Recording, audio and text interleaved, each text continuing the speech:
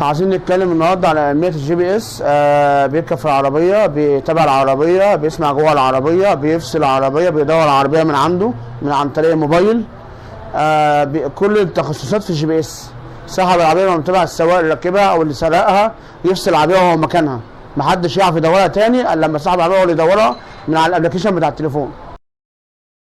زمان كان في حد واقف في البلكونه بيدور العربيه وهو واقف في البلكونه في الشارع، احنا ما كناش عارفين ان هو بيعمل كده ازاي. عن طريق الجي بي اس، عن طريق البرنامج. لو ركبت جهاز جي بي اس في عربيتك ممكن تسخن عربيتك وانت لسه في الشقه، وتنزل تلاقي عربيتك سخنه تمشي بيها على طول. في نفس الوقت جهاز الجي بي اس بيحميك من سرقه العربيه. وفي نفس الوقت الجهاز بيعرفك لو ابنك واخد العربيه بتروح بقى فين، في اي حته في اي مكان، ظهر عندك ابلكيشن في الموبايل. النهارده التكنولوجيا بقت على الموبايل، بقى جوه العربيه.